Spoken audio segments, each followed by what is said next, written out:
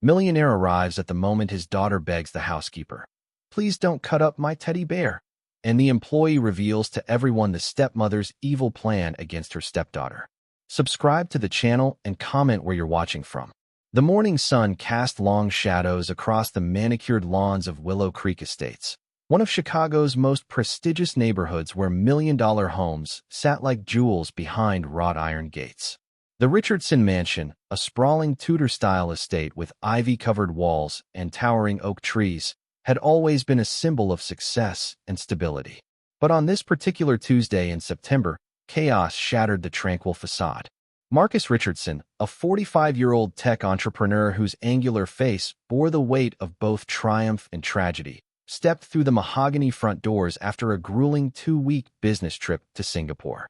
His tall, lean frame moved with the controlled precision of a man accustomed to boardroom negotiations, but his dark eyes, usually sharp with business acumen, softened immediately at the sound of his daughter's distressed sobs echoing through the marble-floored foyer. "Daddy, don't let her take Mr. Buttons." 8-year-old Emma's voice cracked with desperation as she clutched a threadbare brown teddy bear against her chest. The toy, with its missing button eye and patches of worn fabric, looked pathetically small in her trembling hands. Emma herself was a delicate child with her late mother's honey-colored hair and Marcus's determined chin, but now her usually bright blue eyes were swollen from crying.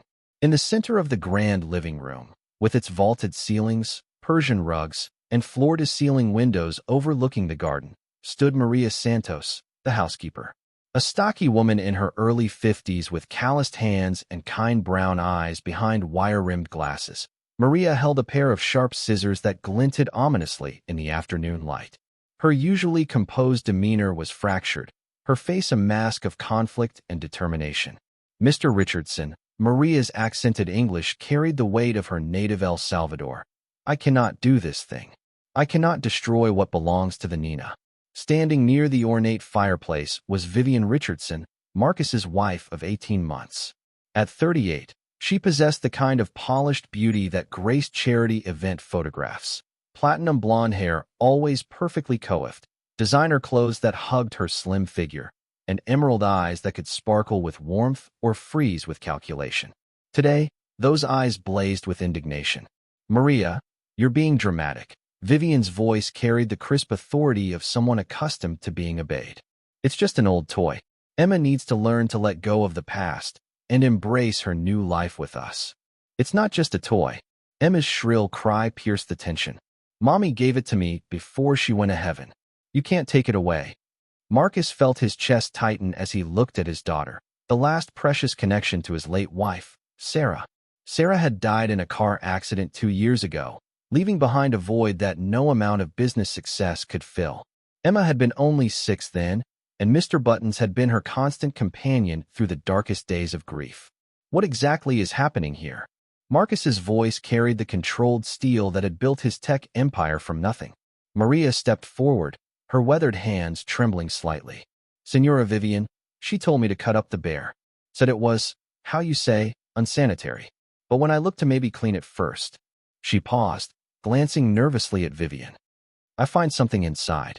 "That's ridiculous," Vivian interjected smoothly, moving closer to Marcus with practiced grace. "I simply suggested that perhaps Emma might enjoy a new toy, something more appropriate for a girl her age." Maria misunderstood. "No." Maria's voice rose with unusual firmness. "You said, get rid of that filthy thing. It's time she moved on." "Your exact words, Senora." The silence that followed was deafening. Marcus could hear the grandfather clock in the hallway marking time, each tick amplifying the tension in the room. Emma had stopped crying but continued to clutch Mr. Buttons, her small body pressed against the burgundy leather sofa, as if trying to disappear. "What did you find inside the bear, Maria?" Marcus asked quietly, his businessman's instinct sensing something significant. Maria reached into her apron pocket and withdrew a small, yellowed envelope. "A letter, senor. Sewn into the bear's belly. I think it's from Senora Sarah." Vivian's perfectly composed mask slipped for just a moment, her eyes flashing with something Marcus couldn't quite identify. "That's impossible. Sarah would have mentioned something like that." Marcus took the envelope with hands that weren't quite steady. His name was written across it in Sarah's familiar handwriting, the ink slightly faded but unmistakable. As he opened it, the room seemed to hold its breath. "My dearest Marcus," he read silently at first, then aloud as the implications hit him. "If you're reading this, it means something has happened to me, and Emma has found comfort in Mr. Buttons during her darkest hours. I pray this letter never needs to be discovered, but I've learned to prepare for the worst." Emma had crept closer, her tear-stained face looking up at her father with a mixture of hope and confusion. "What does Mommy say, Daddy?" Marcus's voice caught as he continued reading. "There are things about my family's financial situation that I never shared with you, not out of secrecy, but because I wanted our love to be pure, untainted by money. My grandfather established a trust in Switzerland, account number 4471-8892, 7739. The inheritance is substantial, Marcus, and it's meant for Emma's future, her education, her dreams, whatever path she chooses." "This is absurd." Vivian's voice had taken on a sharp edge. "Sarah never mentioned any Swiss account. This could be anyone's letter, some kind of elaborate hoax. I fear that my death might attract people with ulterior motives," Marcus continued, his voice growing stronger. "People who might see vulnerability and opportunity where there should only be love and healing. Please, my darling, protect our Emma. Trust your instincts. The lawyer handling the trust is Heinrich Muller in Geneva. He has all the documentation." The room erupted into chaos. Emma began crying again, not understanding the adult tensions swirling around her, but sensing their magnitude. Vivian stepped forward, her composure cracking completely. "Marcus, you can't possibly believe this fantasy. I've been here for you and Emma through everything. I've tried to be the mother she needs. By ordering her most precious possession destroyed." Marcus's voice carried a dangerous quiet that those who knew him in business would recognize as a warning. "I never." Vivian stopped abruptly, realizing her denial sounded hollow in the face of Maria's unwavering testimony. Maria, still holding the scissors, looked between the warring adults with growing concern. "Senor Marcus, there is more. The bear, it was cut in a specific place. Someone knew where to look." The implications hung in the air like a toxic cloud. Marcus looked at his wife, the woman who had helped him laugh again, who had brought warmth back into the cold mansion, who had seemingly embraced his daughter with open arms, and saw a stranger staring back. "Vivian," he said slowly, "I think we need to have a very serious conversation." But before anyone could respond, Emma's small voice cut through the tension like a knife. "I want Mommy. I want my real mommy back." The truth of those words, innocent, heartbreaking, and devastating in their simplicity, settled over the room like a shroud. Whatever came next, Marcus realized, their lives would never be the same again. Outside, the Chicago skyline glittered in the distance, oblivious to the storm brewing in one of its most exclusive neighborhoods. The Richardson family's perfect life had just cracked wide open, and there was no telling what other secrets might come tumbling out. The following weeks at the Richardson estate felt like living inside a pressure cooker ready to explode.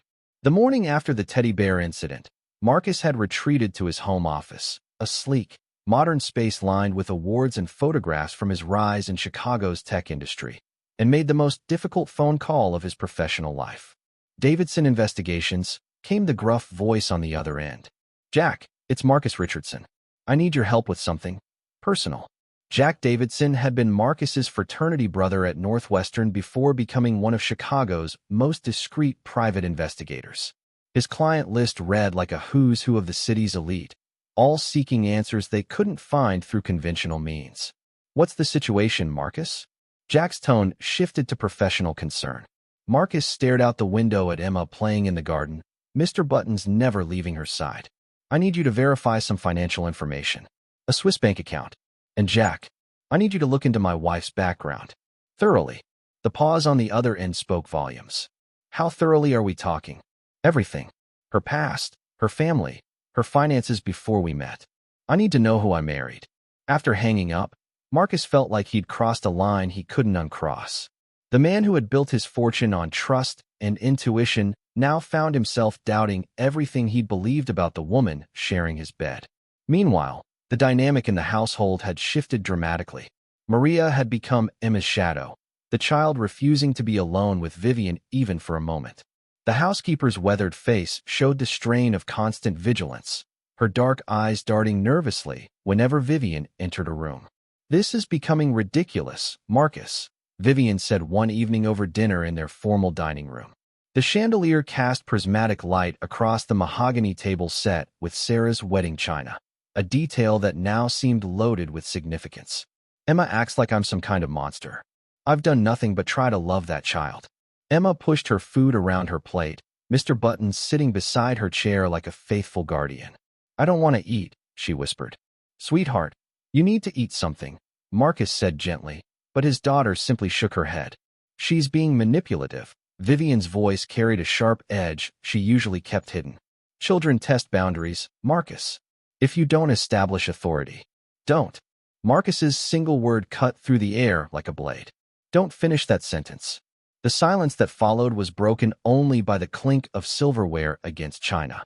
Emma slipped from her chair and wrapped her arms around Marcus's neck, whispering, "Can I sleep in your room tonight, Daddy? I had the nightmare again." Since the incident, Emma had been plagued by dreams of hooded figures trying to steal Mr. Buttons. She would wake screaming, clutching the bear, and calling for her mother. The pediatrician had suggested therapy, but Emma refused to talk to anyone but Maria and Marcus. "Of course, Princess," Marcus said, lifting his daughter into his lap. Over her head, he caught Vivian's expression, a flash of something cold and calculating before the mask of concern slipped back into place. That night, as Emma finally slept curled against his side with Mr. Buttons tucked between them, Marcus stared at the ceiling and wondered how he'd become such a stranger to his own life. Sarah's letter had mentioned trusting his instincts, but his instincts had led him to Vivian. Or had they? He remembered their first meeting at the Children's Hospital Charity Gala 18 months ago. He'd been a reluctant attendee, still raw from grief, when this stunning woman had approached him at the bar. "You look like you'd rather be anywhere else," she'd said with a warm laugh that seemed to light up the entire ballroom. "That obvious," he'd replied, surprised to find himself smiling for the first time in months. "I'm Vivian Cross. I coordinate fundraising for the pediatric wing. And you're Marcus Richardson, the mysterious tech mogul everyone's whispering about." Their courtship had been a whirlwind of elegant dinners, weekend getaways to Lake Geneva, and gradually introduced interactions with Emma. Vivian had seemed patient with his daughter's initial shyness, bringing thoughtful gifts and planning activities they could enjoy together. When she'd suggested moving in after 6 months, it had felt natural, healing even. But now, replaying those memories through the lens of suspicion, Marcus noticed things that had escaped him in his grief-clouded judgment. How quickly Vivian had suggested redecorating Sarah's craft room. How she'd accidentally broken several of Sarah's favorite vases. Small things that had seemed like natural adjustments to shared space now felt calculated. The next morning brought an unexpected visitor. Marcus was reviewing quarterly reports in his office when Maria knocked softly. "Senor Marcus, there is a man here to see you. Says his name is Heinrich Muller." Marcus's blood ran cold. The lawyer from Sarah's letter, here, in Chicago, without any communication. Either this was an incredible coincidence, or Heinrich Muller was exactly what central casting would order for a Swiss banker. Tall, impeccably dressed in a charcoal suit, with silver hair and wire-rimmed glasses. His handshake was firm, his English precise and unaccented. "Mr. Richardson, I apologize for arriving unannounced, but I felt the matter required immediate attention." They settled in Marcus's office, the door firmly closed. Heinrich opened an expensive leather briefcase and withdrew a thick folder. "I received a call from my bank yesterday. Someone attempted to access your daughter's trust account using forged documentation. The attempt was sophisticated, professional-grade forgeries that might have succeeded if not for additional security protocols your late wife insisted upon." Marcus felt the room tilt slightly. What kind of additional protocols? Mrs. Richardson was quite specific. "Any access attempts would trigger immediate contact with both my office and a private security firm she retained." She seemed concerned about potential threats to Emma's inheritance. "What kind of threats?" Heinrich's pale blue eyes grew grave. "She specifically mentioned the possibility of someone marrying you for financial gain. She requested that I monitor any such attempts and intervene if necessary." The words hit Marcus like physical blows. Sarah had suspected this might happen. Even in death, She'd been trying to protect their daughter from exactly the situation they now found themselves in. The forged documents Marcus managed. Where did they originate? That's the curious thing. The attempt came from within the United States, specifically from someone with detailed knowledge of the account's existence and your family situation. This wasn't a random fraud attempt, Mr. Richardson. Someone close to you has been planning this. Before Marcus could respond, Emma's voice echoed from the hallway. Daddy, Mr. Buttons is gone. The two men rushed from the office to find Emma in tears, Maria frantically searching the living room, and Vivian standing near the stairs with a perfectly composed expression. I haven't seen it, sweetheart, Vivian said smoothly. Perhaps you left it in the garden? No. He was on my bed. I always put him on my bed. Emma's sobs were heartbreaking. They searched every room, every closet, every possible hiding place. It was Maria who thought to check the basement, a finished space used primarily for storage and the home's mechanical systems. There, locked inside an old cedar closet behind holiday decorations, they found Mr. Buttons. How did he get in here? Marcus demanded, holding his sobbing daughter. The closet was locked from the outside, Maria observed, her voice tight with anger. Someone put him here on purpose. That's impossible, Vivian protested. None of us would do such a cruel thing. But Heinrich Muller had gone very still, his eyes fixed on Vivian with the intensity of a man who'd spent decades reading people for a living. Mrs. Richardson, he said quietly, might I ask how long you've known about your stepdaughter's inheritance? The question hung in the air like a challenge. Vivian's green eyes flicked between the faces surrounding her, Marcus, Heinrich, Maria, and Emma still clutching her recovered bear. I don't know what you're implying, she said finally, but her voice lacked its usual confident timbre. I'm not implying anything, Heinrich replied. I'm asking a direct question that deserves a direct answer. The silence stretched until Emma's small voice broke it. She knew. I heard her talking on the phone about Mommy's money. She said she just had to wait a little longer. Every adult in the room turned to stare at the 8-year-old, whose blue eyes held a clarity that was heartbreaking in its innocence. When did you hear this, sweetheart? Marcus asked gently. Last week, when you were at work. She was in Mommy's old room, talking really quiet. But I was looking for my crayons and heard her. Vivian's face had gone pale beneath her carefully applied makeup. Children mishear things. They create stories. No, Emma said with the devastating honesty only children possess. You said, just a few more months, and it will all be worth it. Then you saw me and got really angry. Marcus felt something cold and final settle in his chest. Looking at his wife, this woman he'd trusted with his daughter's well-being, with his own healing heart, he saw a stranger wearing a familiar face. Vivian, he said quietly, I think you need to start explaining. And I think you need to start now. The confrontation that followed would forever divide Marcus's life into before and after. In the sudden quiet of the basement, with its concrete walls and the distant hum of the furnace, Vivian's carefully constructed facade began to crumble like ancient parchment. This is absurd, she said, but her voice wavered for the first time since Marcus had known her. You're going to take the word of a child over your wife's. Heinrich Muller adjusted his glasses, his expression unreadable. In my experience, Mrs. Richardson, children are remarkably accurate observers. They haven't yet learned the social necessity of lying. Marcus lifted Emma into his arms, feeling the weight of her small body and the magnitude of what was unfolding. Maria, would you please take Emma upstairs? Maybe start some hot chocolate. Si, senor. Maria's weathered hands reached for the child. Come, Nina. Let the adults talk. I want to stay with you, Daddy. Emma whispered against his neck. I know, Princess, but I need you to be brave and go with Maria. Take Mr. Buttons and keep him safe, okay? As their footsteps receded up the basement stairs, Marcus turned to face his wife. In the harsh fluorescent lighting, Vivian looked different somehow, sharper, more calculating. The soft warmth that had first attracted him seemed like stage makeup under hot lights. 2 years, Vivian, Marcus said quietly. 2 years I've shared my life with you, brought you into my daughter's world, trusted you with our healing. And you've been planning to steal from her the entire time. Steal? Vivian's laugh was brittle, desperate.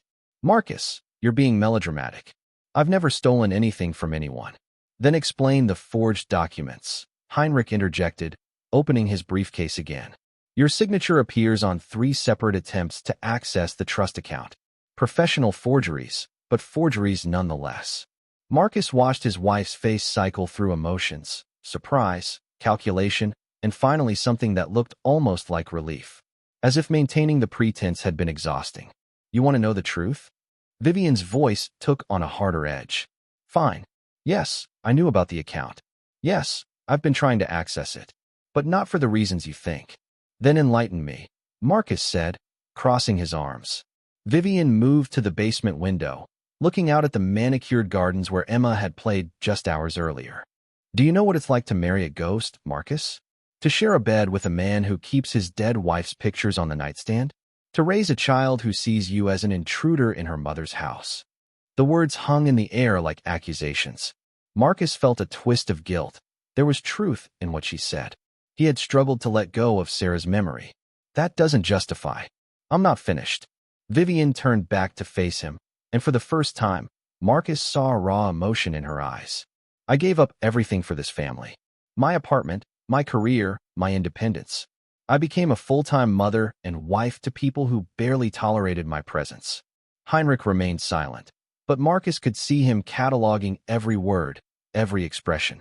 So yes, Vivian continued. I thought that maybe, if I could secure Emma's inheritance, properly managed, of course, we could start fresh. Maybe take a family trip, buy a new house without Sarah's ghost in every room. Maybe finally become a real family instead of this memorial you've built. Marcus stared at his wife, trying to reconcile this bitter stranger with the woman who had comforted him through panic attacks, who had patiently read bedtime stories to Emma, who had made him believe in love again. By forging documents, he asked. By lying to my face for months? By trying to destroy the last gift my daughter has from her mother? The teddy bear was an accident, Vivian said quickly. I found it in Emma's room one morning, torn open. I thought maybe she'd been having another nightmare and damaged it. I asked Maria to see if it could be repaired or if we should replace it. That's not what Maria said. Maria hates me. She's been poisoning Emma against me since the day I moved in. Heinrich cleared his throat softly. Mrs. Richardson, might I ask about your sister? The question seemed to hit Vivian like a physical blow. Her face went completely white, and for a moment, Marcus thought she might faint. My sister, she repeated weakly. Yes, Victoria Cross. She's been quite active in attempting to access the trust account as well. In fact, she's the one who made the most recent attempt, using documentation that appears to have been prepared with your assistance. Marcus felt the world tilt again. You have a sister? Vivian, we've been married for 18 months. How do you have a sister I've never met? Vivian sank onto an old storage chest, her perfectly styled hair falling across her face. When she looked up, her eyes were filled with tears, the first genuine emotion Marcus had seen from her all day. Victoria is my twin sister, she whispered. We don't have a good relationship. Twins. Marcus's voice rose with disbelief. You're identical twins, and you never mentioned this. We were separated when we were 12. Our parents divorced, and we each went with different parents. Victoria went with our father to Detroit. I stayed with our mother here in Chicago. Heinrich leaned forward slightly. And when did Victoria contact you about the inheritance? 3 months ago, Vivian admitted, her voice barely audible. She was in financial trouble. Her husband left her, she lost her job, she was about to lose her house. She was desperate. So you decided to help her steal from my daughter? It wasn't supposed to be stealing. Vivian's voice cracked. The trust has millions, Marcus. Millions that Emma won't be able to access for years. Victoria just needed enough to get back on her feet. We thought we could borrow against it and pay it back before Emma ever knew. Marcus felt something cold and final settle in his chest. The woman he'd loved, the woman he'd trusted with his daughter's well-being, had been systematically planning to defraud his child with the help of a sister whose existence she'd hidden. Where is Victoria now? Heinrich asked quietly. I don't know, Vivian said, but her eyes darted away from both men. She was staying at a hotel downtown, but I haven't heard from her since. She stopped abruptly, realizing she'd revealed more than she intended. Since when, Vivian? Marcus's voice carried the dangerous quiet that his business competitors had learned to fear. Since the night the teddy bear went missing, she whispered. The implication hit Marcus like a sledgehammer. She was here, in our house. with our daughter sleeping upstairs. She just needed to see if there were any other documents. Sarah was always so secretive about her family's money. Get out. Marcus's voice was barely above a whisper, but it carried the force of absolute finality. Marcus, please. Get out of my house. Now, before I call the police. Vivian stood slowly, her composed mask finally, completely shattered. Where am I supposed to go? I suggest you start with your sister. You two clearly have a lot to discuss. As Vivian climbed the basement stairs, her heels clicking against the wood with hollow finality, Heinrich gathered his papers. Mr. Richardson, I need to ask, do you want to press charges? Marcus looked around the basement where his perfect life had just imploded. Upstairs, he could hear Emma's laughter as Maria made hot chocolate, blissfully unaware that her world was about to change again. I want to protect my daughter, Marcus said finally. Whatever that takes. Then I suggest we involve the authorities. This isn't over. Victoria is still out there, and she now knows the inheritance exists. She won't simply disappear. Marcus nodded grimly. Through the basement window, he could see Vivian's Mercedes pulling out of the circular driveway, probably forever. Despite everything, he felt a stab of loss. Not for the calculating woman who'd just left, but for the illusion of family she'd represented. Heinrich, he said quietly. What else did Sarah's letter say? What other warnings did she leave? The Swiss lawyer's expression grew grave. She was very specific about one thing, Mr. Richardson. She said that if anyone ever tried to access Emma's inheritance improperly, you should assume they knew other secrets as well. She believed that whoever came after the money wouldn't stop until they had everything. Everything. Your business, your assets, your complete financial picture. In her words, they won't be satisfied with stealing from Emma. They'll want it all. Marcus felt a chill that had nothing to do with the basement's temperature. If Sarah was right, if Vivian and her sister were part of something larger, then this wasn't ending. It was just beginning. Upstairs, Emma's laughter echoed through the house like music, innocent and trusting. Marcus climbed the stairs toward that sound, toward his daughter who needed him now more than ever, and prepared to fight the most important battle of his life. The first sign that Vivian's departure hadn't ended their troubles came 3 days later, delivered through an encrypted email that made Marcus's blood run cold. He was in his downtown Chicago office, a glass-walled sanctuary on the 40th floor of the Willis Tower, when his secure server chimed with an incoming message from an address he didn't recognize. Mr. Richardson, the email began. Your wife was the amateur in our little partnership. I'm much more patient and much more resourceful. We need to talk. Tonight. Millennium Park, Crown Fountain, 10 p.m. Come alone, or Emma's school will receive some very interesting photographs of her accident-prone stepmother's handiwork. Attached were 3 photos that made Marcus's hands shake with rage. The first showed Emma's arm with a bruise he'd attributed to playground roughhousing. The second captured a scratch on her shoulder that Vivian had explained as a fall from her bike. The third was a close-up of Emma's wrist, showing finger-shaped marks that Marcus had never noticed at all. The email was signed simply V. Victoria. Marcus immediately called his head of security, a former Chicago PD detective named Tony Castellanos, whose thick-set frame and perpetually serious expression masked a sharp intelligence that had helped Marcus navigate several corporate threats over the years. Boss, this is all the hallmarks of extortion, Tony said after reviewing the email. His gravelly voice carried the weight of 20 years dealing with Chicago's worst. My advice. We call the FBI and set up a sting. She's threatening Emma, Marcus said, staring out at the city skyline that had once represented his conquest of the world. Now it felt like a glass cage. I can't risk my daughter's safety on a federal operation that might go wrong. Then we do this smart. I'll have a team positioned around the fountain, close enough to intervene, far enough away to stay invisible. You go and wired. We record everything she says, and we nail her for extortion and conspiracy. That evening, as September's chills settled over Chicago, Marcus walked through Millennium Park with a wire taped to his chest and Tony's reassuring voice in his nearly invisible earpiece. The Crown Fountain, with its massive LED screens displaying faces of Chicago citizens, cast an eerie glow over the surrounding plaza. Victoria Cross was waiting for him, and the family resemblance to Vivian was startling and disturbing. While Vivian had always maintained perfect grooming and elegant composure, Victoria looked like her reflection in a funhouse mirror. Same bone structure, same green eyes, but harder somehow. Her blonde hair was darker at the roots, her clothes expensive but ill-fitting, and there was a nervous energy about her that Vivian had always carefully contained. "Marcus Richardson," she said with a smile that didn't reach her eyes. "The famous tech mogul. You're taller than I expected. What do you want?" Marcus kept his voice steady, hyper-aware of the recording equipment capturing every word.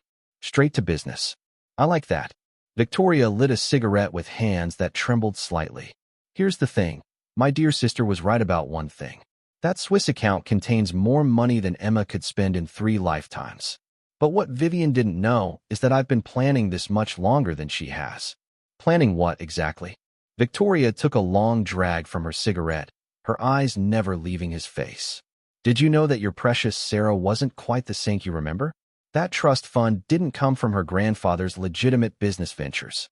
Old Heinrich Müller is very discreet, but Swiss banks keep interesting records when you know where to look." Marcus felt a chill that had nothing to do with the evening air. "What are you talking about?" "Arms dealing, Marcus. Sarah's family fortune came from selling weapons to some very unsavory characters in Eastern Europe during the 1990s. That money Emma stands to inherit is blood money, literally." The words hit Marcus like physical blows. Sarah, his gentle, artistic wife who painted watercolors and volunteered at the Children's Hospital, connected to arms dealing? It seemed impossible. "You're lying." "Am I?" Victoria reached into her purse and withdrew a manila envelope. Bank records, shipping manifests, correspondence between Sarah's grandfather and his clients. All very authentic, all very damning. Marcus took the envelope with hands that weren't quite steady. Even in the fountain's dim light, he could see enough to make his stomach turn. Dates, amounts, coded references to special cargo and Eastern European delivery. "Even if this is true," Marcus said carefully, "it has nothing to do with Emma. She's an innocent child. Of course she is. But the FBI might not see it that way when they start investigating the trust. Asset forfeiture laws are very broad, Marcus. They could seize everything. Emma's inheritance, your business holdings, even the house. All to ensure that no one profits from illegal activities." In his earpiece, Tony's voice was tight with anger. "She's good. This is a professional setup." Victoria continued, oblivious to Marcus's internal communication. "But I'm not an unreasonable person. I don't want to hurt Emma, and I certainly don't want to destroy your business empire. I just want what's fair." "Define fair." 50% of the trust. Transferred to an account I'll specify. In exchange, these documents disappear, and Emma gets to keep the other half of her inheritance without any uncomfortable questions from federal investigators. Marcus looked at this woman, his wife's sister, a stranger who'd been plotting against his family for months, and felt a cold rage settle in his chest. "And if I refuse?" Victoria's smile turned predatory. "Then tomorrow morning, copies of these documents go to the Chicago Tribune, the FBI, and the IRS. Emma's trust gets frozen pending investigation, your government contracts get reviewed for security concerns, and your daughter grows up knowing her inheritance came from the suffering of others. You're talking about destroying a child's life over money. I'm talking about surviving, Marcus. Do you know what it's like to watch your twin sister marry a billionaire while you lose your house to foreclosure? To see her posting photos of charity galas on social media while you're eating ramen noodles for the 3rd day in a row?" There was genuine pain in Victoria's voice, and for a moment, Marcus almost felt sympathy for her. Almost. That doesn't justify extortion. Life isn't fair, Marcus. But this can be. 50%, transferred within 72 hours, or everything comes crashing down. Your choice. Victoria dropped her cigarette and crushed it under her heel. "Oh, and one more thing. Those photos I sent. That's not even the worst of what I documented during my visits to your house." Emma's accident-prone tendencies became much more frequent after Vivian moved in. Funny how that works. Marcus felt his blood turn to ice. "What are you saying?" "I'm saying my sister has a temper, especially when she's frustrated. And Emma was very frustrating to her. Always clinging to that teddy bear, always asking for her real mommy, always making Vivian feel like an outsider in her own home." If you're suggesting that Vivian hurt Emma, I'm not suggesting anything. I'm stating facts. Facts that I documented very carefully, just in case I needed leverage later. Victoria's smile was cold as winter. Funny how preparation pays off. She turned to walk away, then paused. 72 hours, Marcus.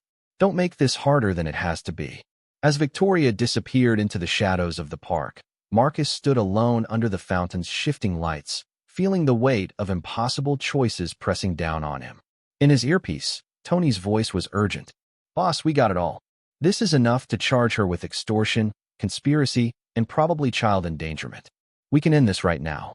But Marcus was thinking about Emma, sleeping peacefully at home with Mr. Buttons in her arms. About the possibility that the money meant to secure her future might actually destroy it. About the woman he'd loved and trusted who might have been systematically abusing his daughter. Tony, he said quietly, I need to see those photos she mentioned. All of them. Boss, you sure about that? Sometimes ignorance is. I need to know what happened to my daughter while I was busy playing the grieving widower. I need to know everything.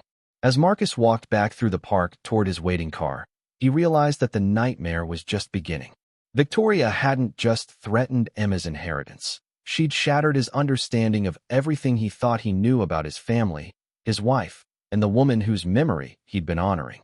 The question now wasn't just how to protect Emma's future.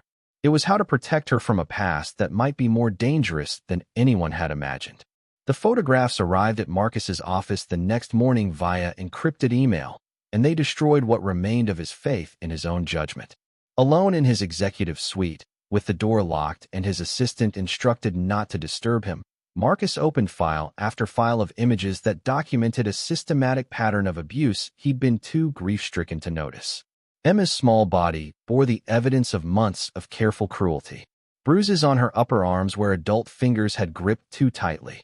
A split lip explained away as running into a door. Red marks around her wrists that Vivian had attributed to rough play with friends. Each photograph was dated and time-stamped, creating an undeniable timeline of suffering. The worst part wasn't the physical evidence. It was the progression Marcus could see in Emma's face across the months. The bright-eyed child who had slowly begun to smile again after Sarah's death gradually became hollow-eyed and withdrawn. Her natural childhood exuberance dimmed to fearful compliance, and Marcus realized with sickening clarity that he'd attributed these changes to normal grief processing. His hands shook as he reached for his phone to call Dr. Elizabeth Chun, Emma's pediatrician, a no-nonsense woman in her 50s who had guided them through the trauma of Sarah's death. Dr. Chin answered on the second ring. Marcus, what can I do for you? Elizabeth, I need to ask you something, and I need you to be completely honest with me. Marcus's voice was barely steady. Over the past year, when I brought Emma in for checkups, did you notice anything suspicious about her injuries? The pause on the other end stretched long enough that Marcus knew the answer before Dr. Chin spoke. Marcus, I documented my concerns in Emma's file. The pattern of injuries, her increasing withdrawal, her reluctance to discuss how she got hurt. I've been a pediatrician for 25 years. I know what abuse looks like. Marcus felt the room spin around him. Why didn't you say anything to me directly? I tried, Marcus. Several times.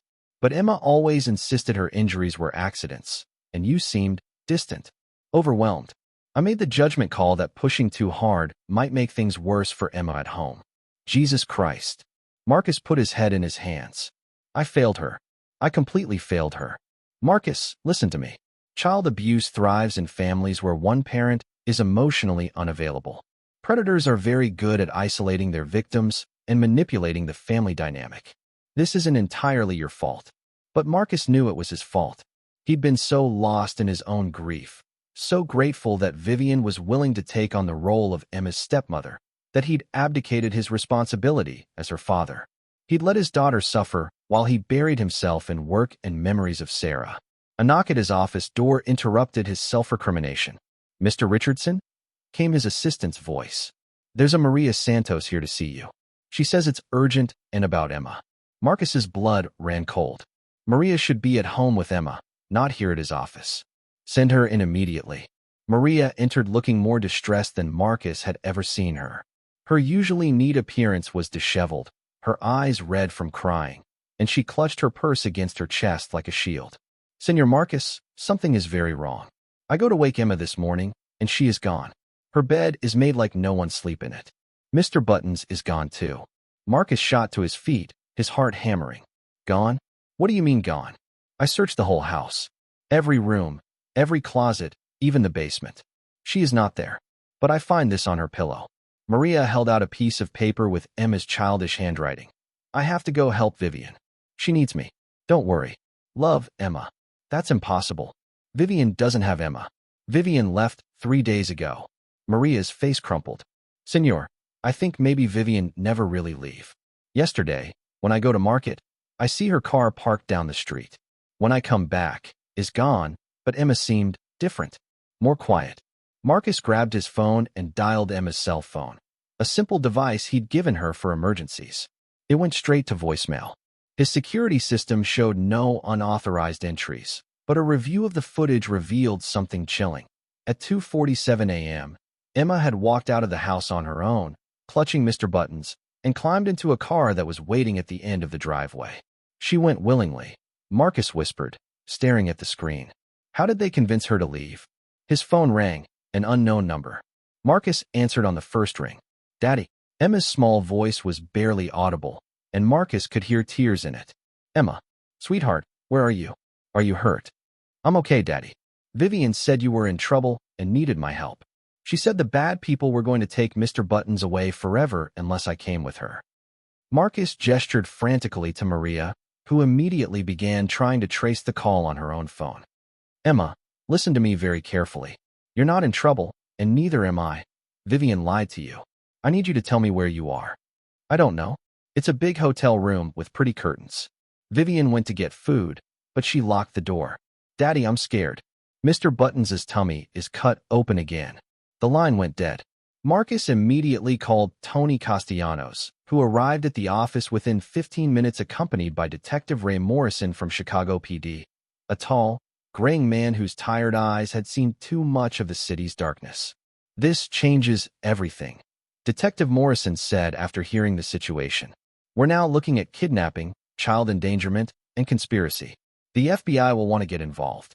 I don't care about jurisdiction, Marcus said. I just want my daughter back safely. Tony spread a map of downtown Chicago across Marcus's conference table. If Victoria's been planning this for months, she'll have everything arranged. Safe houses, escape routes, probably fake IDs. But she made one mistake. She's working with her sister, and twins think alike. What do you mean? Vivian chose your house in Willow Creek because it was isolated, upscale, easy to control. Victoria will choose a similar environment. High-end hotel, probably downtown, where a well-dressed woman with a child won't attract attention. Detective Morrison nodded. We'll start with the luxury hotels. Palmer House, Four Seasons, Peninsula. If they're planning to access the Swiss account, they'll need high-speed internet and international calling capabilities. As the law enforcement team began coordinating their search, Marcus received another email from Victoria. Change of plans, Marcus. Seems your daughter is more resourceful than expected. 72 hours just became 24. Wire the full amount of Emma's trust to the account number below, or she disappears permanently. And don't even think about involving the police. I have eyes everywhere. The attached bank routing number led to an account in the Cayman Islands. She's bluffing about the police surveillance, Tony said, reading over Marcus's shoulder. But she's not bluffing about Emma. Kidnapping charges carry life sentences. She's got nothing left to lose. Marcus stared out at the Chicago skyline, thinking about his daughter locked in a hotel room with two women who had already proven capable of systematic abuse. The business empire he'd built suddenly seemed meaningless compared to Emma's safety. What if I just pay them? He asked quietly. What if I transfer the money and hope they keep their word? Detective Morrison's expression was grim. Mr. Richardson, people who kidnap children rarely honor their agreements. Once they have the money, Emma becomes a liability, the only witness to their crimes. The words hit Marcus like a physical blow. He thought about Emma's voice on the phone, scared and confused, clutching her damaged teddy bear in a locked hotel room. Somewhere in the city below, his daughter was depending on him to save her, just as she had depended on him to protect her from Vivian's abuse. This time, Marcus vowed he wouldn't fail her. Detective Morrison, he said, his voice hardening with resolve. What do you need from me to bring my daughter home? Everything you know about Vivian and Victoria. Every detail, every conversation, every instinct you've had about them. We're going to find Emma, Mr. Richardson, but we need to move fast. As the sun set over Chicago, casting long shadows across the city, Marcus prepared for the most important battle of his life. Somewhere out there, Emma was waiting for her father to keep the promise every parent makes, to keep their child safe, no matter the cost. The hunt for Emma Richardson was about to begin. The FBI's Child Abduction Rapid Deployment Team arrived at Marcus's office within 2 hours, transforming his executive conference room into a command center bristling with laptops, communication equipment, and tactical maps of Chicago. Special Agent Jennifer Hayes, a compact woman with steel-gray hair and eyes that had seen too many cases like this one, took charge with military precision. "Mr. Richardson," Agent Hayes said, spreading surveillance photos across the table, "we've identified Victoria Cross's vehicle, a stolen Honda Civic that was taken from a parking garage 3 blocks from your house. She's been planning this for weeks." Marcus studied the grainy security footage showing Victoria behind the wheel. Even in the poor lighting, he could see the family resemblance to Vivian that now seemed sinister rather than striking. "Any leads on where they might be?" "We've narrowed it down to 3 hotels," Detective Morrison replied, pointing to locations marked on the city map. "The Palmer House, the Intercontinental, and the Fairmont. All have international business centers, all cater to wealthy clientele, all have multiple exit strategies." Agent Hayes's radio crackled with an update from the field team. "Command, this is Unit 7. We've got hotel staff at the Intercontinental confirming a blonde woman checked in yesterday with a young girl, registered under the name Sarah Richardson." Marcus felt his blood turn to ice. They were using his dead wife's name. A final, cruel twist of the knife. "That's them. Room 1847, the radio continued. "But Command, we've got a problem. Hotel security just ran the key card lock. No one's been in or out of that room for the past 4 hours.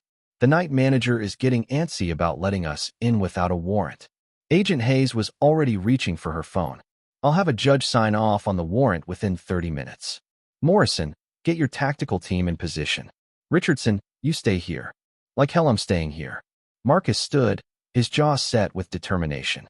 "That's my daughter in that room. Mr. Richardson, with respect, you're emotionally compromised. This is a delicate operation." "Agent Hayes." Marcus's voice carried the authority that had built his business empire. "Emma has been traumatized for months by people she trusted. If she sees strangers with guns breaking down her door, it could scar her for life. She needs to see a familiar face. She needs to see her father." The FBI agent studied Marcus for a long moment, then nodded grimly. "You follow our lead. You do exactly what we say, and you wear body armor." "Understood." 25 minutes later, Marcus found himself in the back of an unmarked FBI van, wearing a bulletproof vest that felt impossibly heavy. Through the tinted windows, he could see the Intercontinental Hotel rising 47 stories into the Chicago night sky, its windows glittering like a constellation of false promises. "Richardson, you need to understand something," Agent Hayes said as they reviewed the tactical plan. "Emma called you 6 hours ago. We don't know what's happened since then. We don't know her physical or emotional state. You need to be prepared for anything." Marcus nodded, but his mind was focused on Emma's voice during that brief phone call, scared, confused, but still fundamentally his brave little girl. He thought about Sarah's letter, hidden in Mr. Button's for 2 years, waiting to protect their daughter from exactly this kind of predator. Sarah had tried to warn him, and he'd failed to see the signs until it was almost too late. "Alpha team in position," came the radio call. "Hotel manager confirms the elevator to the 18th floor has been disabled. They're using the service elevator or the stairs. Beta team has the lobby secured. No sign of Victoria Cross, but we've got eyes on all exits." Agent Hayes checked her sidearm and looked at Marcus. "Remember, you go in after we've secured the room. Emma's safety is the priority, not apprehending the suspects." The elevator ride to the 18th floor felt like an eternity. Marcus's hands were sweating inside his tactical gloves, and he found himself praying to a God he hadn't spoken to since Sarah's funeral. "Please let Emma be okay. Please let me get there in time." The hallway was eerily quiet as the tactical team approached room 1847. Agent Hayes held up her hand, signaling for silence, then pressed her ear to the door. After a moment, she shook her head, no sounds from inside. The hotel key card beeped softly, and the door swung open to reveal a suite that looked like a tornado had hit it. Furniture was overturned, papers scattered across the floor, and the sliding glass door to the balcony stood wide open, letting in the cold October wind. "Emma." Marcus pushed past the agents, his heart hammering. "Emma, it's Daddy." The bedroom was empty, the bed sheets torn and twisted. The bathroom showed signs of a struggle, towels on the floor, toiletries scattered across the marble counter. But it was the living area that made Marcus's blood run cold.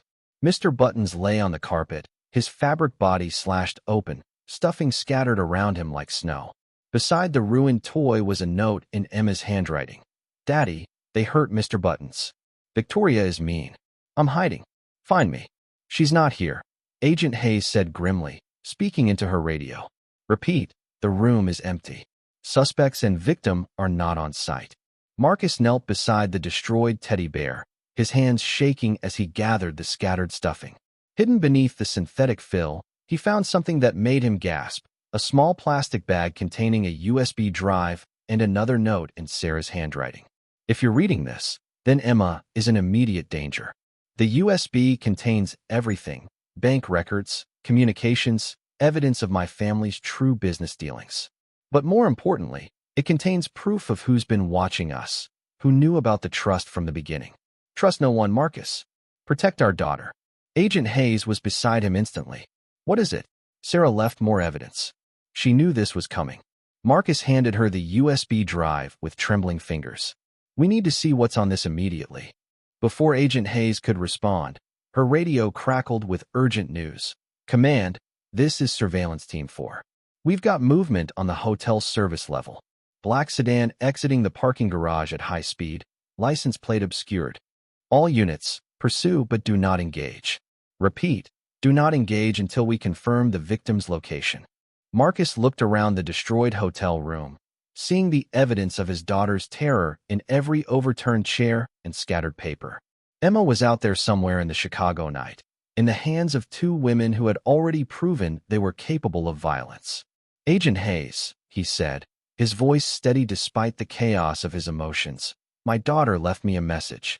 She said she was hiding. Emma is smart, smarter than Victoria gave her credit for. She's not in that car. What are you thinking?" Marcus looked at the open balcony door, then at the hotel's evacuation diagram mounted on the wall. "Emma knows this hotel. I brought her here for a charity luncheon last year. She spent the whole time exploring the building while I was in meetings." He traced his finger along the building's layout, remembering Emma's excited chatter about secret passages and hidden rooms. There, the hotel's old ballroom level. It's been under renovation for months, mostly empty, but it connects to the main building through service corridors. Agent Hayes was already coordinating with her team. "All units, we're expanding the search to include the renovation areas. Subject may be hiding within the building structure." As the FBI team spread out through the hotel's labyrinthine lower levels, Marcus followed his instincts and his memories of Emma's curious nature. She would have found the safest, most hidden place she could, somewhere that reminded her of the security she'd lost when Vivian entered their lives. "Emma," he called softly as he searched through dusty construction areas, "it's Daddy. If you can hear me, I'm here. You're safe now."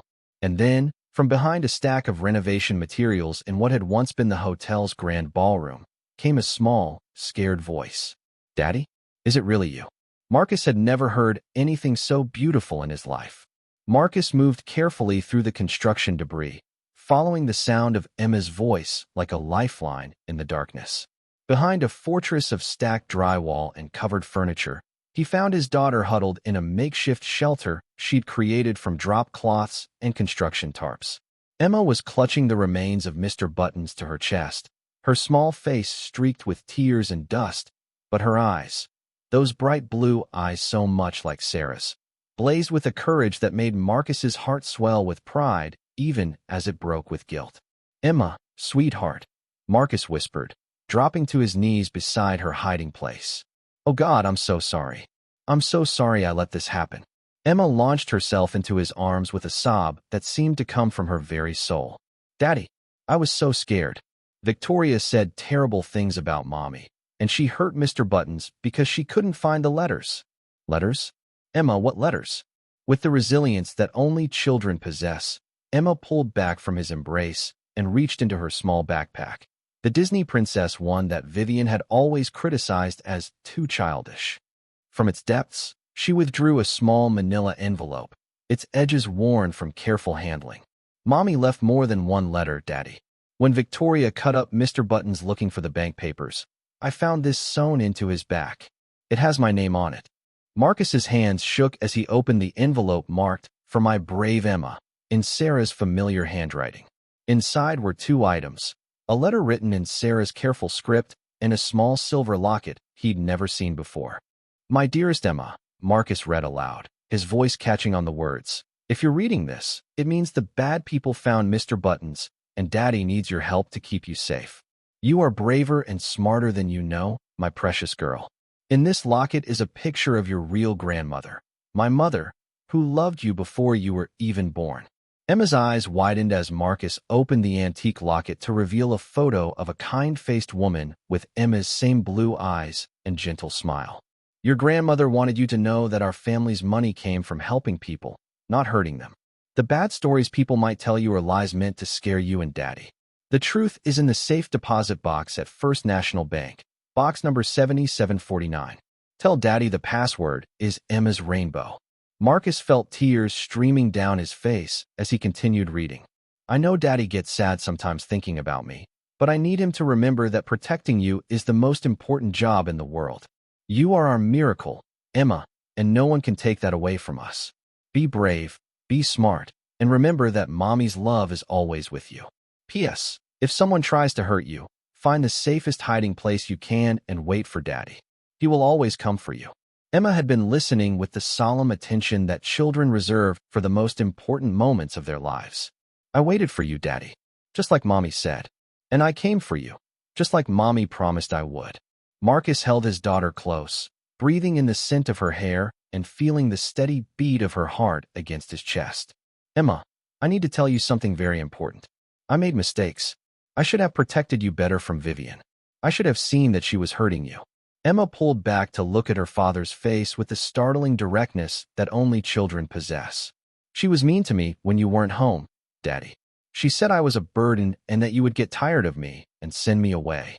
The words hit Marcus like physical blows. He thought of all the times Emma had clung to him more tightly when he came home from work, all the nightmares she'd suffered that he'd attributed to grief, all the signs he'd missed because he was drowning in his own sorrow. "Emma, listen to me very carefully. You are not a burden. You are the most precious thing in my entire world. I will never, ever send you away. And I promise you, I swear to you, that no one will ever hurt you again. Daddy is going to do better. Daddy is going to be the father you deserve. I know, Daddy. Mommy told me in my dreams that you just needed time to remember how to be happy again." Marcus was about to respond when Agent Hayes's voice cut through the construction site. "Richardson, we've got them." Father and daughter emerged from Emma's hiding place to find the FBI command center buzzing with activity. On multiple laptop screens, Marcus could see surveillance footage from various locations around Chicago, and Agent Hayes was coordinating with several field teams simultaneously. Victoria and Vivian were trying to access the Swiss account from a cyber cafe in Lincoln Park, Agent Hayes explained. But Heinrich Muller had additional security protocols that Sarah established. Any access attempts after midnight Chicago time automatically triggered a freeze on all transactions. When they couldn't complete the wire transfer, they panicked. Detective Morrison looked up from his computer screen. "We've got them both in custody." Victoria was carrying forged documentation, and Vivian had a plane ticket to Sao Paulo leaving in 4 hours. Emma had been listening to the adult conversation with the sharp attention of a child who'd learned that grown-up problems could directly impact her world. "Daddy, are the bad ladies going to jail?" "Yes, sweetheart. They're going to jail for a very long time." Agent Hayes knelt down to Emma's level, her usually stern expression softening. "Emma, you were very brave to hide the way you did. And you were smart to keep your mother's letters safe. You helped us catch the bad people." Emma nodded solemnly, then looked up at her father. "Daddy, can we go home now? I want to bury Mr. Buttons in Mommy's garden. He was a good bear, and he kept her secrets safe." Marcus felt his heart break and heal simultaneously. "Of course we can, Princess. We'll give Mr. Buttons a proper funeral, and then we'll make sure you feel safe at home again." As they prepared to leave the hotel, Heinrich Muller appeared in the lobby, looking every inch the precise Swiss banker despite the late hour. "Mr. Richardson, I came as soon as I heard. How is Emma?" "She's extraordinary," Marcus replied, looking down at his daughter who was bravely carrying the remains of her beloved teddy bear. "She's handling this better than I am." Heinrich's expression grew serious. "There's something you both need to know. When I reviewed Sarah's complete instructions this evening, I discovered something remarkable. She didn't just leave Emma a trust fund. She left detailed instructions for identifying and prosecuting anyone who might try to exploit the family." Victoria and Vivian walked directly into a trap that Sarah set from beyond the grave. Emma looked up with curiosity. "Mommy caught the bad ladies?" "In a way, yes," Heinrich smiled kindly. "Your mother loved you so much that she spent months making sure no one could ever hurt you for money. She was very smart, just like you." As they walked out of the Intercontinental Hotel into the crisp Chicago night, Marcus realized that this wasn't just the end of a nightmare. It was the beginning of a new chapter for him and Emma. He'd failed to protect her from Vivian's abuse, but he'd learned from that failure. He would never again be so consumed by his own grief that he missed the signs of his daughter's distress. "Daddy," Emma said as they settled into the back of an FBI escort vehicle. "When we get home, can we look at all of Mommy's letters together? I think there might be more messages for both of us." Marcus squeezed his daughter's hand, feeling the weight of responsibility and love that came with being her father, not just her provider or protector, but her emotional anchor in a world that could be cruel and unpredictable. "Yes, Emma. We'll read them together, and we'll talk about whatever you want to talk about. No more secrets, no more missed conversations. I promise." As Chicago's skyline glittered around them, Marcus Richardson began the most important journey of his life. Not building a business empire, but rebuilding the trust of the brave little girl who'd just reminded him what truly mattered in the world. The hardest part was over. The healing could finally begin. 3 weeks after Emma's rescue, the Richardson mansion felt like a different house entirely. Gone were the sterile perfection and cold elegance that Vivian had imposed. In their place, Marcus had encouraged a comfortable chaos that reflected actual family life. Emma's art supplies scattered across the kitchen island, picture books stacked on coffee tables, and most importantly, the sound of genuine laughter echoing through rooms that had been silent for too long. Dr. Rebecca Martinez, a child psychologist specializing in trauma recovery, had become a regular presence in their home. A warm woman in her 40s with kind eyes and an easy smile. She had helped Marcus understand that healing wasn't a destination, but a daily journey that required patience, consistency, and above all, honest communication. "Emma is remarkably resilient," Dr. Martinez told Marcus during one of their sessions while Emma played in the garden with Maria, who had become more family than employee. "But she's also been carrying adult burdens for a child her age. She felt responsible for protecting not just herself, but you as well." Marcus watched through the window as Emma showed Maria the small memorial garden they'd created for Mr. Buttons. The threadbare teddy bear now rested beneath Sarah's favorite rose bush, marked with a small stone that Emma had painted with rainbow colors. "Mr. Buttons' favorite," she declared. "I can see that now," Marcus replied. "The way she would try to comfort me when I was having bad days. The way she never complained about Vivian even when—" He couldn't finish the sentence. "Even when Vivian was hurting her," Dr. Martinez completed gently. "Children often protect abusive caregivers out of fear that reporting the abuse will make their remaining parent abandon them too." Emma was terrified that if she told you about Vivian's behavior, you might decide she was too much trouble to keep. The words still hit Marcus like physical blows. During their therapy sessions, Emma had revealed the full extent of Vivian's psychological manipulation, the constant criticism disguised as helping, the deliberate isolation from friends, the threats that Daddy would get tired of dealing with a difficult child and send her away. "But we're making progress," Dr. Martinez continued. "Emma is starting to understand that her worth isn't conditional on being easy to love, and you're learning to recognize the signs of her distress instead of assuming silence means contentment." That afternoon, as had become their routine, Marcus and Emma sat together in Sarah's old art studio, a sun-filled room that Vivian had tried to convert into a formal sitting room. They'd restored it to its original purpose, complete with easels, paint supplies, and the comfortable chaos of creative expression. "Daddy," Emma said as she carefully painted a portrait of a family of bears, Dr. Martinez says it's okay to be angry about what happened. Marcus looked up from the photo albums he'd been organizing, pictures of Sarah, Emma, and himself from happier times. She's right, sweetheart. It's okay to be angry. Are you angry? Emma considered this with the seriousness that children bring to important questions. I'm angry at Vivian for hurting me, and I'm angry at Victoria for scaring me and cutting up Mr. Buttons. But I'm not angry at you anymore. You were angry at me? For a while, Emma admitted, adding careful details to her painting. I was angry because you didn't notice when Vivian was mean to me. But Dr. Martinez helped me understand that you were still sad about Mommy. And sometimes when grown-ups are very sad, they can't see everything that's happening around them. Marcus felt his chest tighten with emotion. His 8-year-old daughter was showing him grace and understanding that he wasn't sure he deserved. Emma, I want you to know that even when I was sad about Mommy, it was never your job to take care of me. That was backwards. I'm the daddy, and my job is to take care of you. I know that now, Emma said, then looked up at him with Sarah's direct gaze. But Daddy, it's okay if you're still sad about Mommy sometimes. I get sad about her too. We just have to remember to tell each other when we're having sad feelings so we don't get lost in them. The wisdom in her words took Marcus's breath away. When did you get so smart, Princess? Mommy always said I was smart.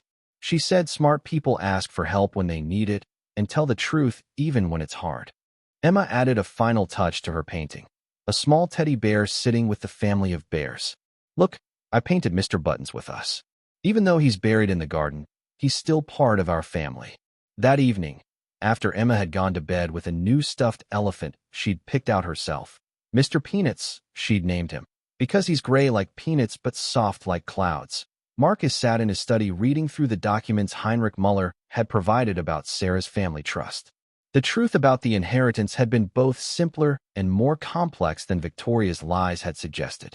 Yes, Sarah's grandfather had been involved in international arms dealing, but as a prosecutor, not a profiteer. He'd spent decades tracking down war criminals and had established the trust with money recovered from their illegal activities. The inheritance was quite literally justice money, returned to victims' families and invested ethically to help future generations. Sarah had known that this history might be twisted by people seeking to discredit the trust's legitimacy.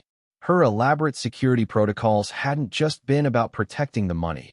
They'd been about protecting Emma from people who might use half-truths and deliberate misinformation to justify their theft. She was always 3 steps ahead of everyone else, Marcus said to Tony Castellanos, who had become not just head of security but a trusted family friend. Tony was reviewing the final reports from the FBI investigation, ensuring that all loose ends were tied up. The prosecution is airtight, Tony reported. Victoria's looking at 15 to 20 years for kidnapping, extortion, and conspiracy. Vivian will probably get 8 to 10 for child abuse and conspiracy. Their public defenders are already talking plea bargains. Marcus felt a grim satisfaction in the justice, but his primary emotion was relief that Emma would never have to see either of them again. What about the media attention? Minimal, thanks to Emma being a minor in Heinrich's connections. The Swiss banking angle got some business press coverage, but it's being reported as a failed corporate espionage case rather than a family drama. That was important to Marcus. Emma had been through enough without having her trauma become tabloid fodder for strangers to consume with their morning coffee. A soft knock at the study door interrupted their conversation. Emma appeared in her pajamas, clutching Mr. Peanuts and looking slightly embarrassed. I had the nightmare again, she said quietly. The one where someone's trying to take my toys away. Come here, sweetheart, Marcus said, opening his arms. Emma climbed into his lap, and he was struck by how much more relaxed she'd become in recent weeks. The constant hypervigilance was fading, replaced by the natural trust that children should feel with their parents. Dr. Martinez says the nightmares will get better as my brain learns to feel safe again, Emma said, settling against his chest. But she also said it's okay to ask for hugs when I'm scared. It's always okay to ask for hugs, Marcus confirmed, holding her close. That's what daddies are for. And for reading bedtime stories, Emma added.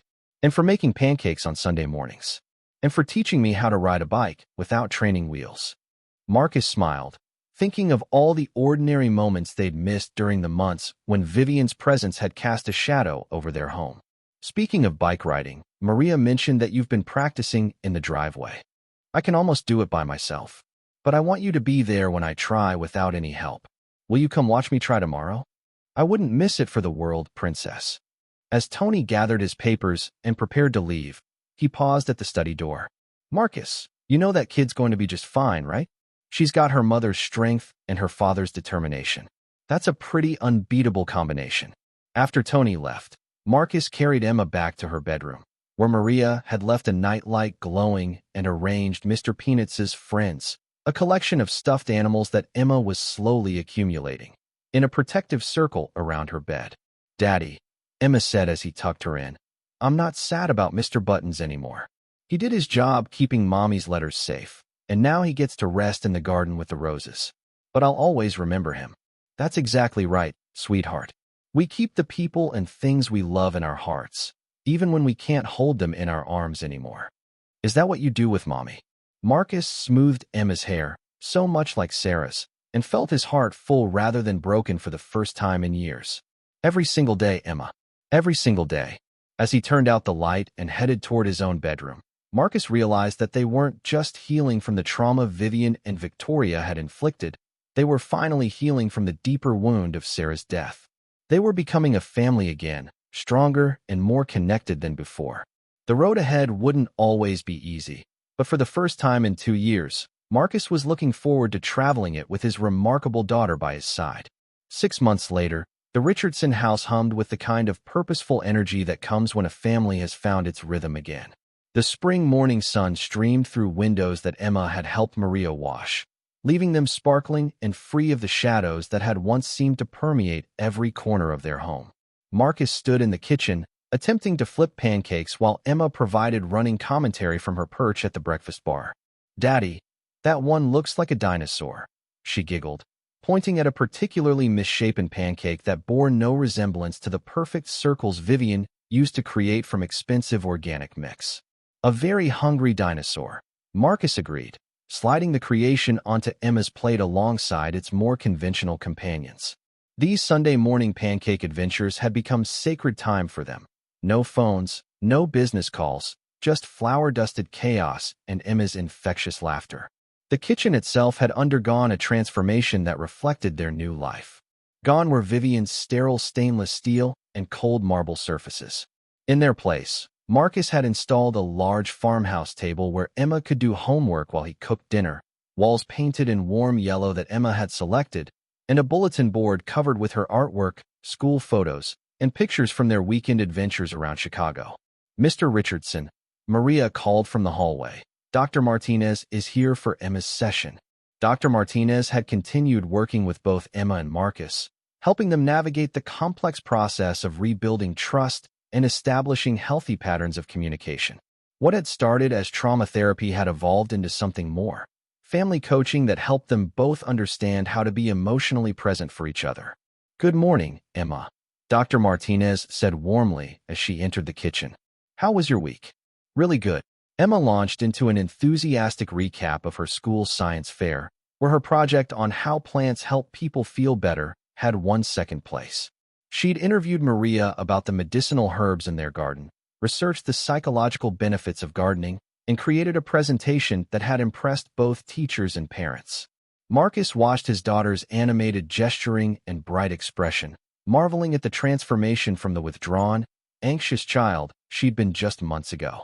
The nightmares had largely faded, replaced by dreams about flying elephants and rainbow-colored horses. More importantly, Emma had learned to voice her needs clearly, asking for help with homework, requesting specific foods for dinner, even negotiating bedtime routines with the confidence of a child who knew her voice would be heard and respected. Your dad tells me you've been talking about some big decisions, Dr. Martinez said as they settled into Sarah's old art studio for their session. Emma nodded seriously, her expression taking on the thoughtful quality that reminded Marcus so strongly of Sarah. We've been talking about what to do with Mommy's trust money when I grow up. Daddy says I don't have to decide now, but I like thinking about it. The trust fund had indeed grown substantially over the years, and Heinrich Muller had provided detailed projections showing that by the time Emma reached 18, she would have access to generational wealth.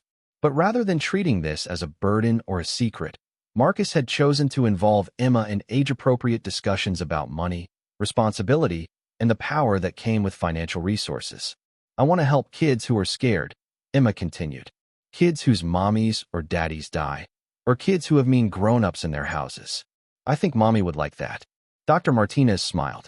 "That sounds like a wonderful way to honor your mother's memory. What made you think about helping other children?" "Well, when I was scared and didn't know who to trust, I felt very alone. But then I remembered that Mommy left me letters, and Daddy came to find me, and Maria always kept me safe. So I think maybe I could help other kids remember that they're not really alone, even when it feels like they are." Marcus felt his chest swell with pride and something deeper, a recognition that his daughter had inherited not just Sarah's intelligence and compassion, but also her instinctive understanding of how to transform pain into purpose. After Dr. Martinez left, Marcus found Emma in the garden, where she was carefully tending the small vegetable patch they'd planted together. She'd insisted on including herbs like the ones Maria used for cooking and flowers like the ones that grew around Mr. Buttons's memorial stone. "Daddy," Emma said, not looking up from the tomato seedlings she was watering, "I've been thinking about something else too." "What's that, Princess? Do you think you might want to get married again someday? To someone nice this time?" The question caught Marcus completely off guard. In the months since Vivian's arrest, he'd been so focused on healing his relationship with Emma and rebuilding their family dynamic that he hadn't even considered the possibility of romantic relationships. "I don't know, sweetheart. Why do you ask?" Emma straightened up, wiping her hands on the small gardening gloves Marcus had bought for her. "Mrs. Patterson at school says her daddy got married again after her first mommy died, and now she has two mommies who love her, one in heaven and one at home. I think that sounds nice, but only if the new mommy would be really nice to both of us." Marcus knelt beside his daughter in the rich soil, struck by her emotional sophistication. "Emma, you know that if I ever did meet someone special, she would have to be someone who understood how important you are to me, right? Someone who would love you not because she had to, but because she chose to. Like how you love me. Exactly like how I love you. And she would have to understand that Mommy will always be part of our family, even though she's in heaven." Emma nodded thoughtfully. "I think Mommy would want us to be happy, but I also think she would want us to be careful about who we trust with our family." The wisdom in her words took Marcus's breath away. At 8 years old, Emma had learned lessons about trust, resilience, and the complexity of human relationships that many adults never master. But she'd learned them without becoming cynical or closed off. If anything, her capacity for love and hope had grown stronger. That evening, as had become their tradition, Marcus and Emma sat together in the living room reading before bedtime. Emma had graduated from picture books to chapter books, and they were currently working their way through the Chronicles of Narnia series. Tonight's chapter was about forgiveness and redemption, themes that had taken on new meaning in their lives. "Daddy," Emma said during a pause in the reading, "do you think Vivian and Victoria are sorry for what they did?" It was the first time Emma had mentioned either woman by name in weeks, and Marcus could see that she'd been thinking seriously about this question. "I don't know, sweetheart. Sometimes people who hurt others are sorry, and sometimes they're just sorry they got caught. But either way, what's most important is that we learn to keep ourselves safe, and that we learn to forgive them enough that we don't have to carry anger in our hearts." "I forgive them," Emma said simply. "Not because what they did was okay, but because Dr. Martinez says forgiveness is a gift we give ourselves so we can feel light and happy again." Marcus marveled at his daughter's emotional intelligence, her ability to grasp concepts that had taken him months of therapy to understand. "You're absolutely right, Princess, and I'm proud of you for being brave enough to forgive." As they finished their chapter and Emma headed upstairs to brush her teeth, Marcus reflected on the journey they'd traveled together.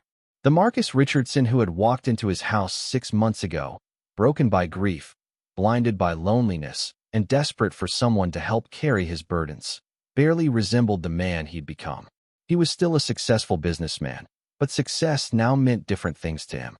It meant being present for Emma's school presentations, coaching her soccer team on weekends, and making sure she felt heard and valued in every conversation.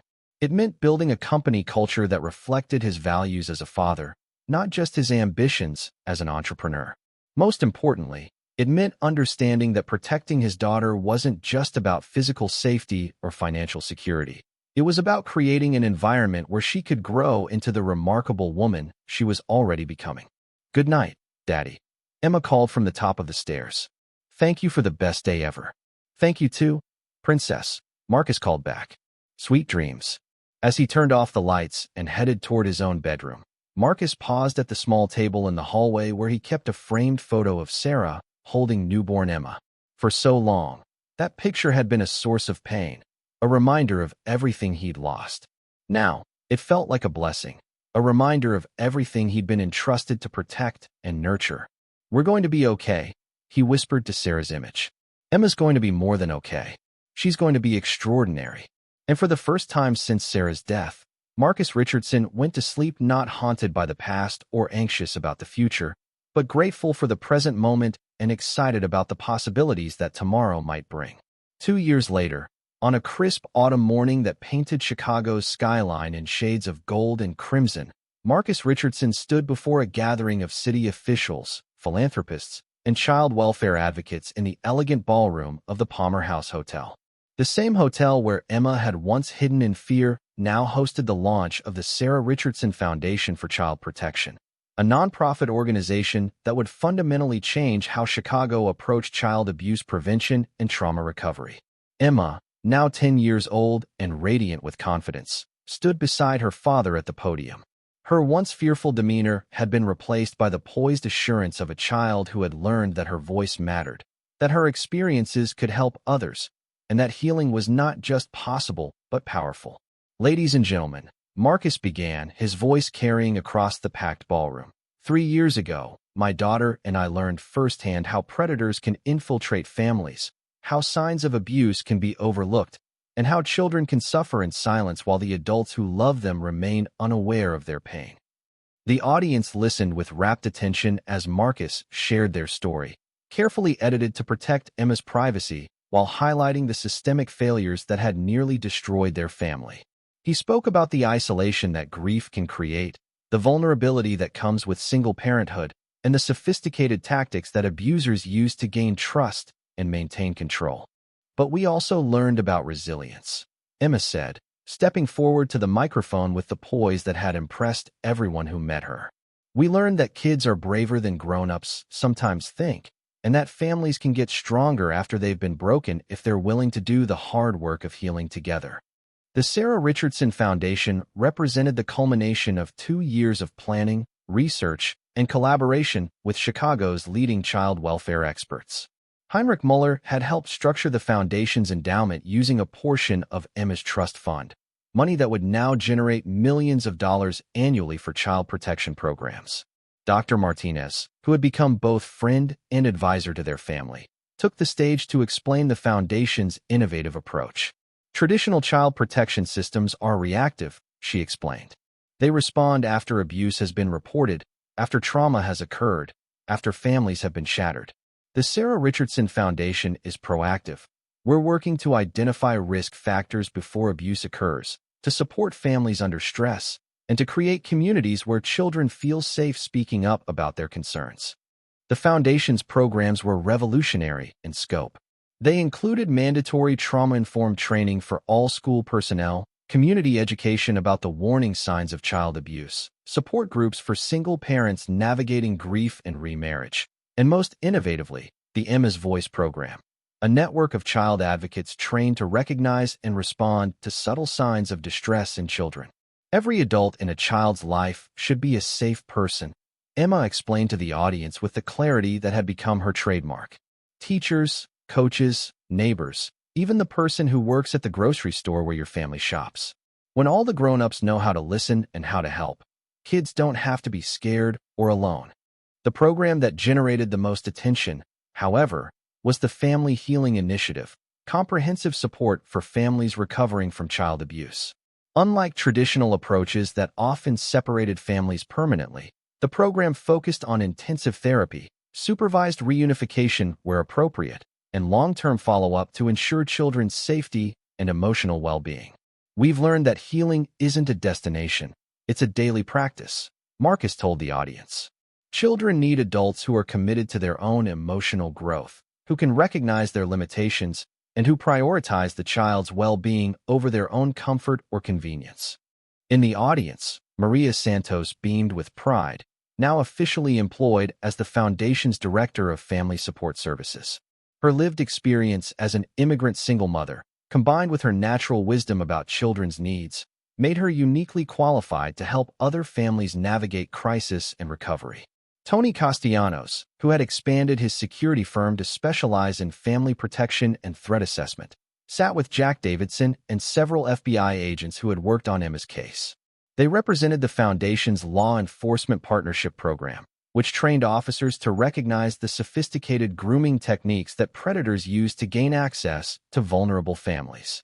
But the most meaningful presence in the audience was a group of 12 children, ranging in age from 7 to 15, who had benefited from the Foundation's pilot programs over the past year. Each had their own story of trauma and recovery, and each had found their voice through the Foundation's support. "These kids are our real success story," Emma said, gesturing toward the group. "They're proof that children can heal from terrible things and use their experiences to help other kids feel less alone." Among the children was Sophia, an 8-year-old whose stepfather had been abusing her while her mother worked double shifts as a nurse. The Foundation's school liaison program had identified warning signs in Sophia's behavior and connected her family with resources that led to her stepfather's arrest and her mother's recovery from the guilt and trauma of having unknowingly failed to protect her daughter. There was Marcus Jr., no relation to Emma's father, a 12-year-old who had been trafficked by a man posing as a modeling agent. The Foundation's innovative partnership with social media companies had helped identify the predator's online grooming tactics and rescue 17 other children from similar situations. And there was Lily, a 15-year-old whose wealthy parents had hired a nanny who systematically abused her while maintaining a perfect facade for the family's social circle. The Foundation's training program for domestic staff had empowered other household employees to recognize and report the abuse. "Every child deserves to feel safe, heard, and valued," Emma concluded her remarks. "Every child deserves adults who will believe them, protect them, and help them heal. That's what the Sarah Richardson Foundation promises to every family we serve." As the formal presentation concluded and guests moved to the reception area, Marcus found himself surrounded by people wanting to share their own stories, offer support, or learn more about the Foundation's programs. But his attention kept returning to Emma, who was confidently answering questions from journalists and discussing the Foundation's Youth Advisory Board with other young advocates. "She's remarkable," said Judge Patricia Williams, who oversaw Chicago's family court system and had become a strong supporter of the Foundation's work. "In all my years on the bench, I've never seen a child who could transform personal trauma into such purposeful advocacy."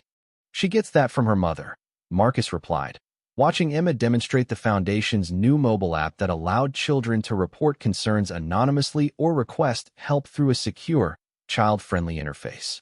"And her strength from her father," Judge Williams added. "Marcus, what you two have built here isn't just a foundation, it's a movement. You're changing how society thinks about protecting children." As the evening wound down, Marcus and Emma found themselves alone in the hotel ballroom, surrounded by the remnants of their triumph. Empty glasses, scattered programs, and the lingering energy of a community united around a shared mission. "Daddy," Emma said, settling into one of the elegant chairs as she kicked off the dress shoes she'd insisted on wearing despite their impracticality. "Do you think Mommy would be proud of what we've done?" Marcus looked around the ballroom where they had just launched a foundation that would impact thousands of children's lives, funded by money that Sarah's own mother had left to protect Emma, and he felt a profound sense of completion. "I think Mommy would be amazed by what you've become, Princess.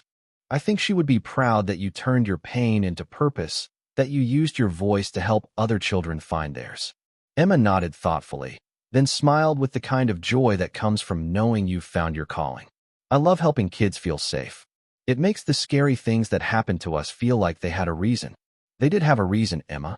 They taught us to recognize danger, to value honesty, to fight for what's right, and most importantly, to never take our love for each other for granted."